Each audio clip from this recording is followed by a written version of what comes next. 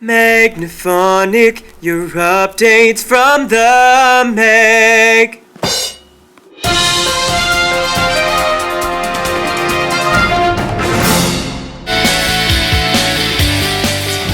Hey guys, welcome to MAGnephonic, your RedDeerMuseum and Art Gallery summer student podcast. I'm Kristen and I'm a registration assistant. I'm Sierra and I'm a communications assistant. There's a lot going on at the Mag in the next 2 weeks. This Saturday, tomorrow, the Men's Committee is putting together a bottle drive to fundraise for Walking with Our Sisters. If you'd like to help out, just drop off your bottles at Cosmos Bottle Depot. Also happening tomorrow, we have a women's skirt making at the Aboriginal Employment Center for only $30. And on May 26th and 27th, we have some great plans including a TP building ceremony at the museum. Also on the 26th and 27th, we'll be screening Highway of Tears at the City Center stage. On June 1st, the opening ceremonies for Walking with Our Sisters will also be taking place. And last but not least, we have a community dinner at Fort Normando on June 6th. Bring your own utensils and enjoy. Oh, hey everyone. My name is Tristan, and I'm a communications assistant at the Mag. Welcome to the museum's personal theater. We invite you to join us for the screening of X plus Y, the story of a socially awkward teenage math prodigy, his tale of new beginnings and new friendships when he lands a spot on the British squad for the International Math Olympiad. This movie has been nominated 5 times and won 3 awards. Join us for Real Movie Mondays on May 25th at 7 p.m. See you there. Hello and welcome to the MAGnephonic Staff Spotlight. I'm Timothy and I'm here with Andrea. I'm going to talk to her about who she is and what she does at the museum. Hi Andrea. Hi Timothy. What's your position at the museum? My technical position is Marketing and Fund Development Technician. So that means that we are responsible for creating the look of anything that gets produced and pushed out, newsletters, ads, rat cards, sort of things like that, as well as coordinating any special events and fundraisers. Okay. So, what are you working on right now? I hear there's a bit of a different project that's a little bit outside of that sphere. It's a lot out of that sphere. We are bringing in Walking with Our Sisters June 1st to June 21st. And I was asked to be the project lead when we got notification that we were bringing it in. Walking with Our Sisters is a First Nations memorial to honor the missing and murdered Indigenous women from across this country. And so, how did you get involved in this project? I have sort of been involved in a lot of social services sectors, working just nonprofit industry for the last 7 years in Red Deer. I've actually only been at the museum for about 1.5 years, so that perspective gave me some knowledge, gave me some working knowledge and some incredible contacts that I had been able to make through that process. Yeah, it's the hardest work I've ever done. It's a very powerful exhibition. I'm sure that it's impacted you personally. Can you tell us a little bit about that personal impact? Well, I ugly cry like all the time.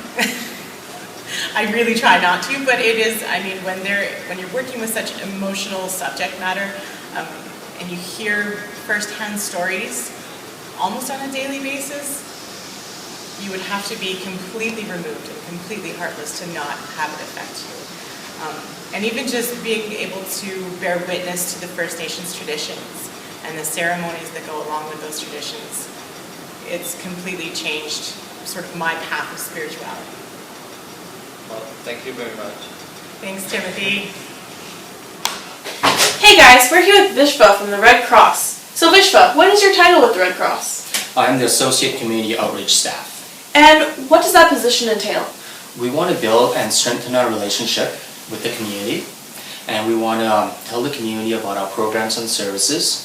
One of the programs that we do provide is disaster management services that entails doing personal preparedness work and also providing 72 hours of emergency relief such as food, clothing, and shelter for individuals and families who have been affected by personal disasters.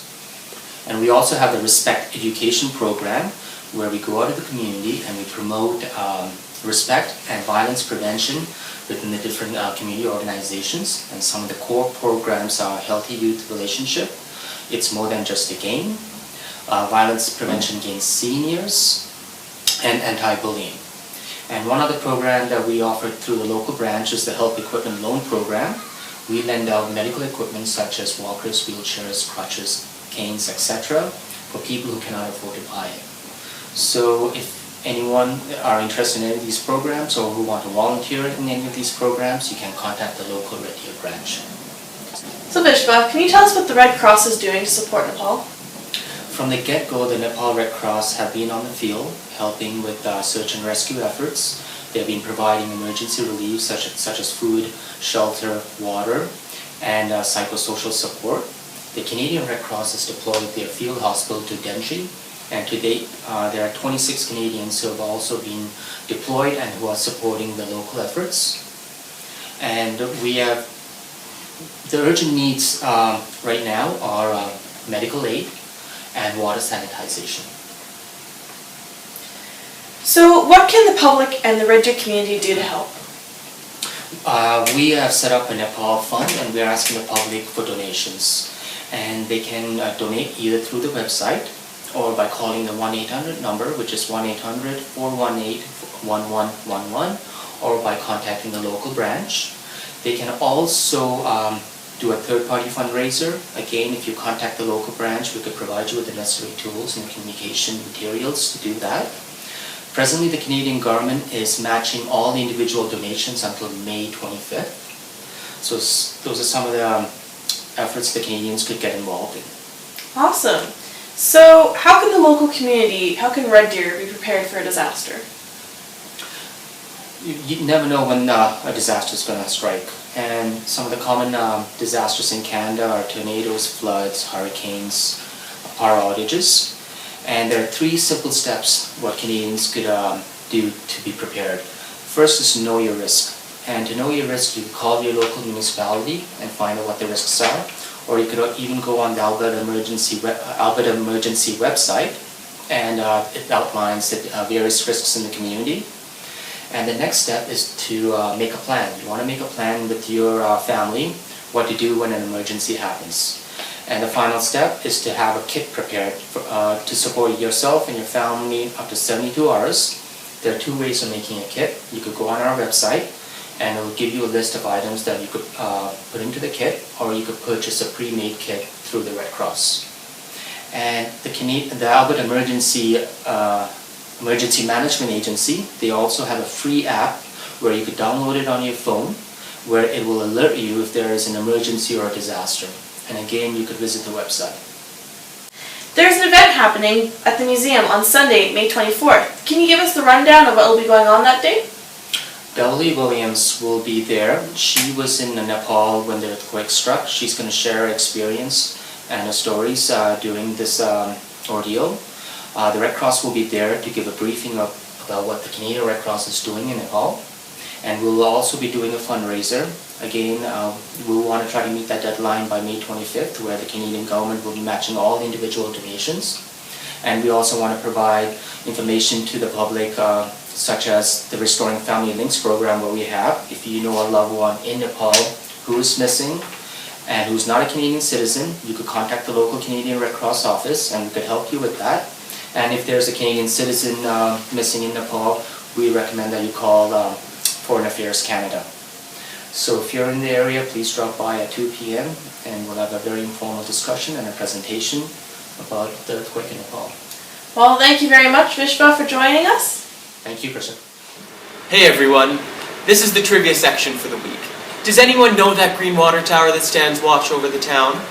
If you know its original name, leave a comment and we will let you know on our next podcast what the actual name is. This is a picture of it here. See you next time, guys.